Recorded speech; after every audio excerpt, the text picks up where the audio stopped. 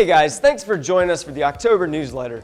This month we are covering the dreaded bridge formula, snow chain laws, and how to use them, a program aimed at creating endless green lights for truckers, Ubers and getting a CDL, and seasonal safety for employees. Before we start, don't forget to subscribe to the channel and the newsletter if you haven't already.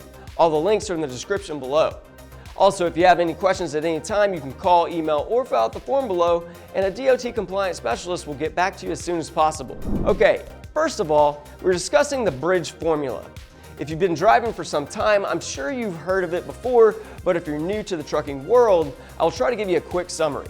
Basically, most states follow the federal bridge formula set by the Federal Highway Administration, which is generally the same from one state to another.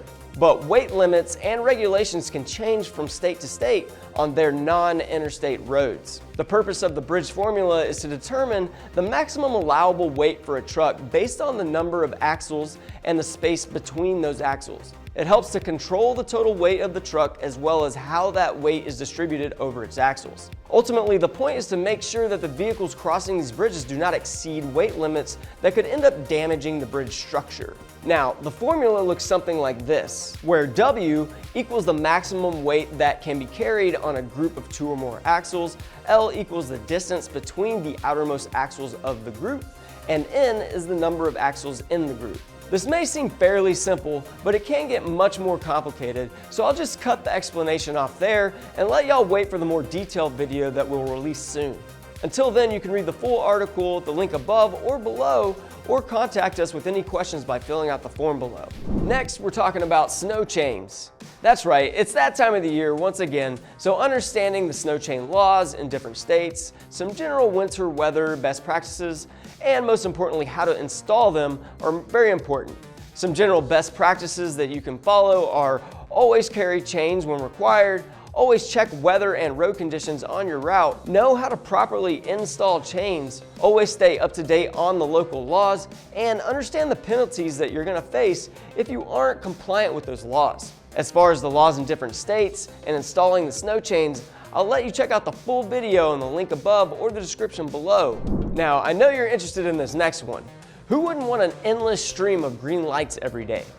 Down in Texas, my home state, they're implementing a freight signal optimization program that is meant to time the green lights for trucks delivering freight.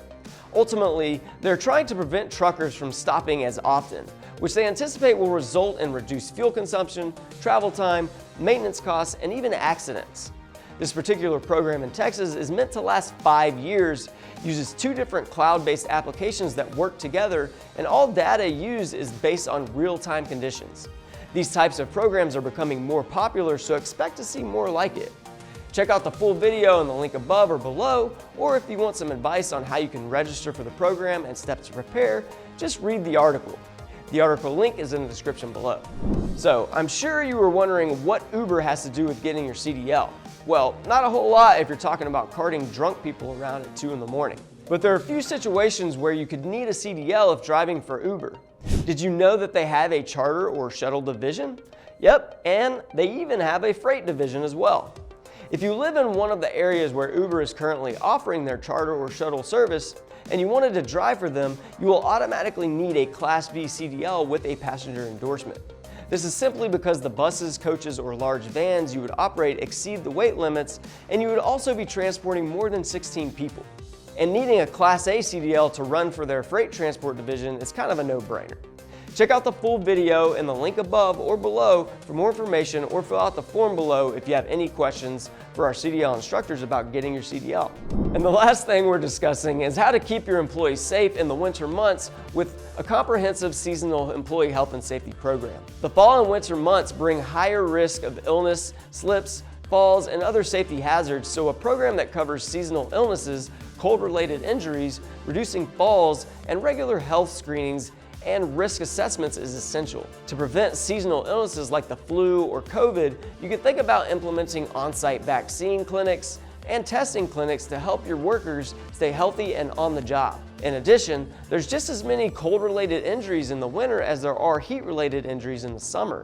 So providing cold stress training to employees is also important. But probably the most important one that you need to consider are slips, trips, and falls, which is one of the biggest health costs each year for employers. There's quite a bit more to implementing a health and safety program like this, and I didn't even mention the amount of money that employers could save over the course of a year. But you can check out the full video linked above or below if you want to learn more.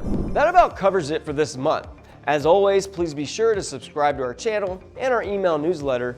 Links are below, and call, email, or fill out the form in the description if you have any questions. One of our CNS specialists will contact you as soon as possible to help out. See y'all next month.